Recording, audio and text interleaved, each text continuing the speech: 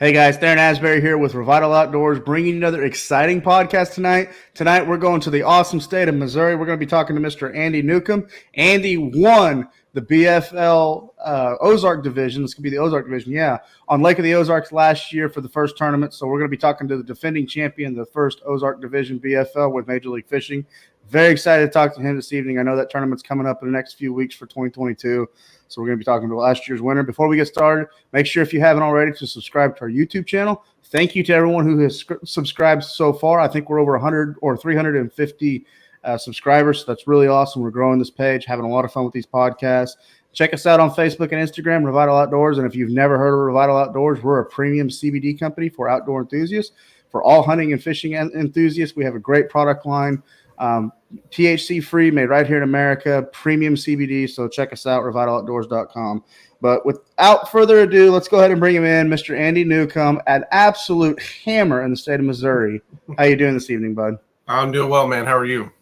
I'm doing good. You know, I said hammer, and then I looked behind you. I noticed all the Angler of the Year plaques. Like, good Lord, bud.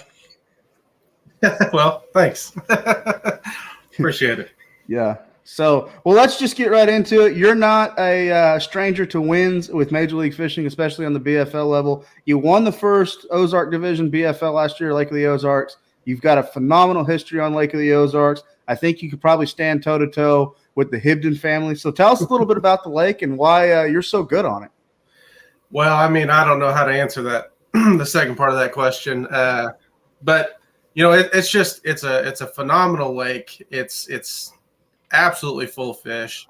It's full of quality fish, which kind of separates it from some of the other lakes. You know, lakes like Table Rock and Beaver and all that. You know, that they have a lot of good fish too, and they're just chock full of fish. But at Lake of the Ozarks, it seems like those good quality 3 to 5 pounders are a little bit easier to catch, I guess. Maybe they're more catchable. You know, the bags tend to stay consistent, you know, a lot of upper teens and low 20 bags on this lake, just year in, year out, month after month. So it's just a really good lake. There's a lot of diversity. You can do a lot of different things. And it's just a fun lake to fish. How many docks and how many miles of shoreline are on Lake of the Ozarks? That's a question for the Visitors Bureau. I'm not sure, but a lot and a lot. That's a fact. So it's really crazy to me. It seems like anglers that are fishing the Toyota Series, the BFL tournaments, even in the past, some of the bigger tournaments that have come to Lake of the Ozarks, you can have guys doing the exact same thing, but they're miles upon miles apart from one another. Mm-hmm. Yeah, that's kind of what makes it nice. You know, a lot of these places around the country, you kind of end up fishing on top of people, and you really, really don't have to do that here. It still happens, you know. Some people, I guess, I don't know, maybe enjoy that. I don't know, like to see what their competitors are doing, but you really don't have to. You can spread out. There's not only is it long and there's lots of tributaries, but because it's a highland reservoir, there's a lot of coves and pockets. So you take that 90 miles of lake, you know, just the main channel, but there's just pocket after cove on it. So you can really, there's a lot of fishable water and you can really spread out. Okay, cool. Well, talk to us about your tournament last year, you know, early spring, first Ozark Division BFL. You walked away the winner. Man, what did you find maybe in practice and what just clicked for you on Lake of the Ozarks? You know, practice, I didn't get to practice just a whole lot. But I knew that there's probably going to be a strong Alabama rig bite. So I kind of found a little bit of that in practice and just found some places that I thought were holding, you know, better than average fish. And the thing about March is there's a lot of different things working at that time. You can catch fish shallow, you can catch fish deep, you can fish steep banks, but you can also catch them on flats and flat points, and secondary points really come into play. So there's a lot of different stuff. You know, if you are down here practicing for that event, there's a lot of things to check. You can't just go run steep banks or, you know, just go run 2/3 of the way back in the coves, because that's not always going to be your best option. So, you know, last year it just kind of, I found a few stretches that were holding better quality fish, and just kind of capitalized on that. Okay, and I'm assuming you were throwing an Alabama rig? Yeah, I think I weighed them all. Yeah, I think I weighed every fish on Alabama rig. I lost a great big one on a jerkbait, but So, okay. Just kind of breaking it down a little bit. Don't want to reveal too much. Was the structure that you were relating to, was it, leading up into a main lake point or into a spawning pocket? Those fish are maybe starting to think about moving up for the spawn, or kind of, pinpoint a little bit. yeah, most of what I was targeting was kind of your typical winter stuff, some 45-degree banks. Some of it had to do with brush, some of it didn't. But I also caught some fish, on flatter, shallow banks. It's one of those things that you just kind of have to keep it all honest.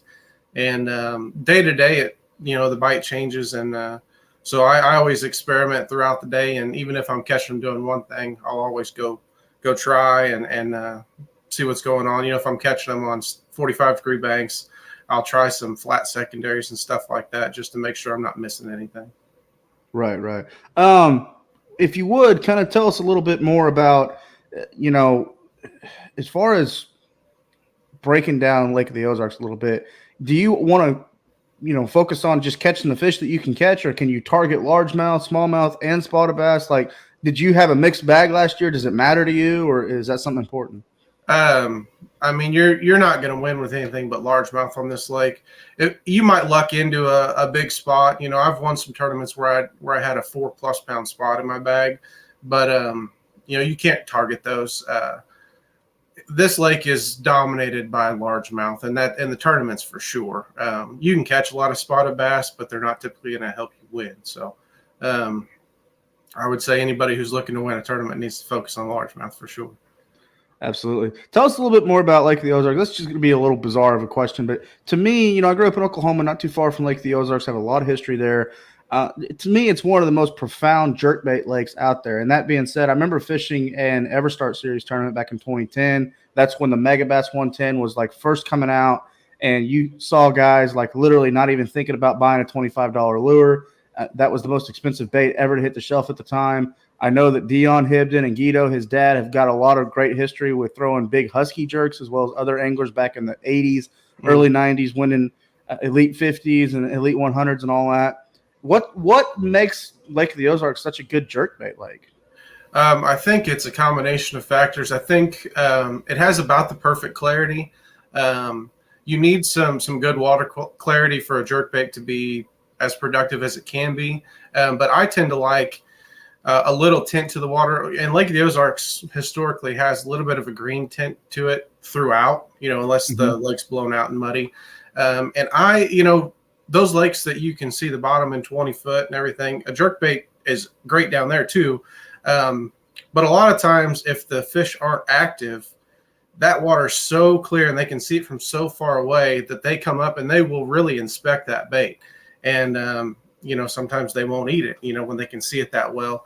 But Lake of the Ozarks has just about the perfect clarity most of the time. And I think you pair that with the fact that there's so many gizzard shad in this lake, big gizzard shad. That's what they key on, and that's what a jerkbait looks like. So I think that, and then going back to just it having so many quality fish in it, I think just all those things together is what makes it such a great lake for a jerkbait. Okay. So a lot of insight about your tournament last year. Talk about baits a little bit. What do you predict for this year? Is the water clarity and the weather pattern kind of setting up to be the same this year? Have you guys had a lot of rain? I know you've had a lot of snow this time of year. So is the water dirtier this year? Or what do you predict for this year versus last year?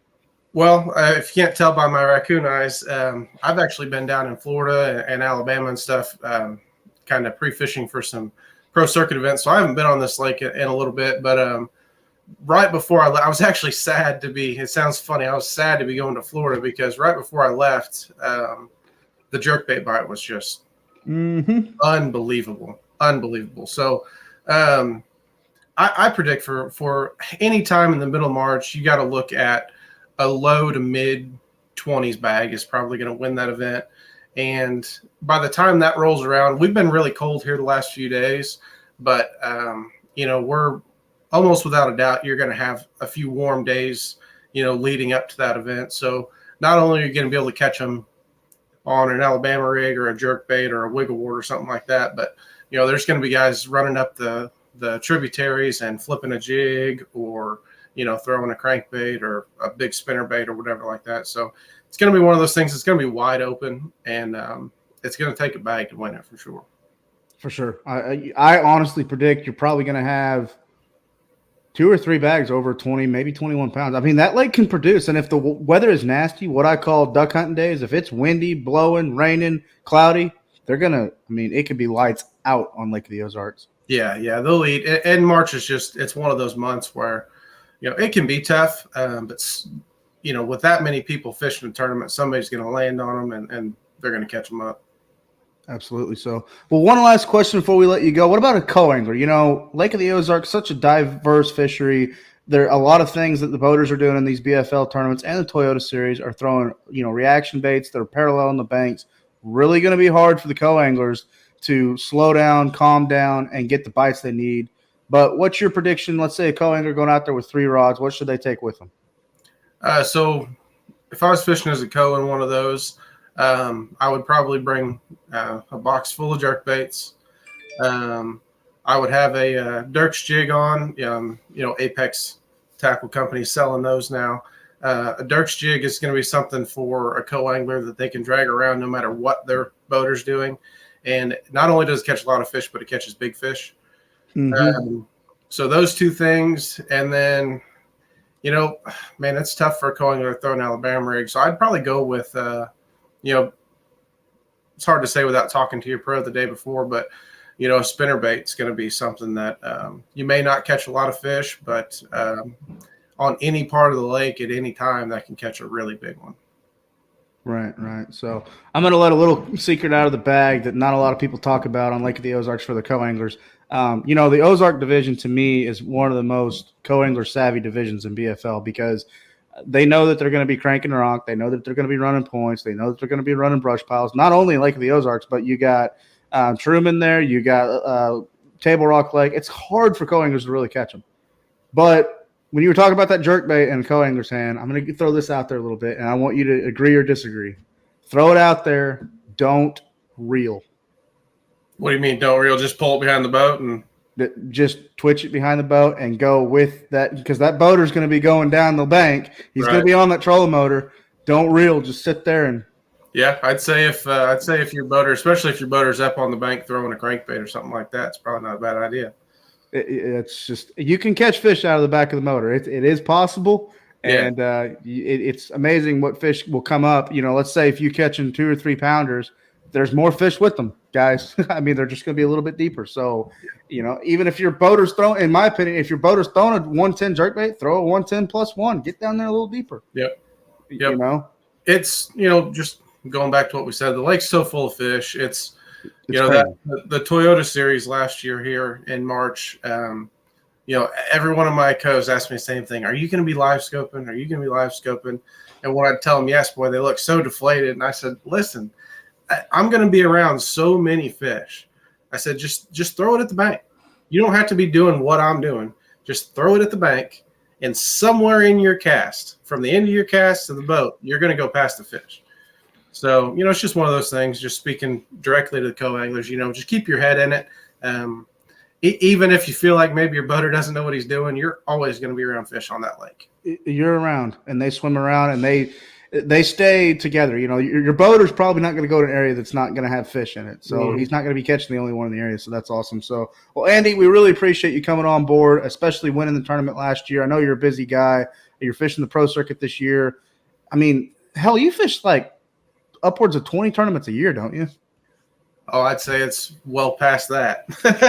I mean, you're talking to a guy that averages a fish in a tournament every 2 weeks. So I know you're a busy guy. So thank you so much for coming on to our podcast and talk BFL tournament coming up. Real quick before I let you go, I know you got a lot of people to support you, sponsors, family, friends.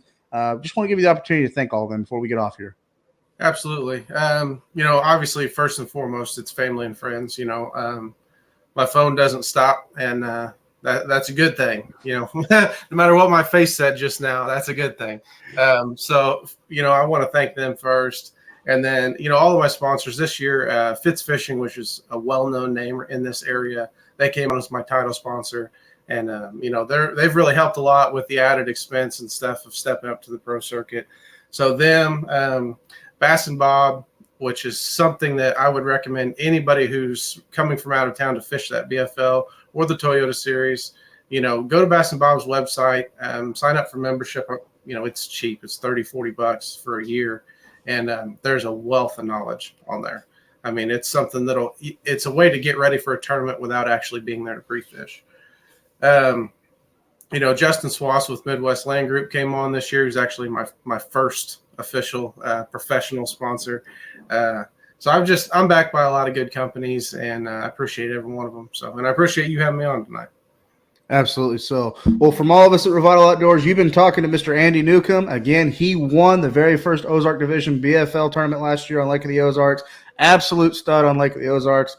Before too long, I think we're going to be able to call him a legend on Lake of the Ozarks. So we're very proud to have you on board. Good luck to you the rest of this season, and we hope to have you back on because that means you're having a very quality 2022 tournament campaign. Sounds good. Thanks again, man. Yeah, thank you to everybody for tuning into this podcast. Make sure you subscribe to our YouTube channel. Follow Andy Newcomb on Facebook and Instagram, and then also check out Revital Outdoors on Facebook and Instagram also. God bless. Be safe out there, and we'll talk to everyone very, very soon.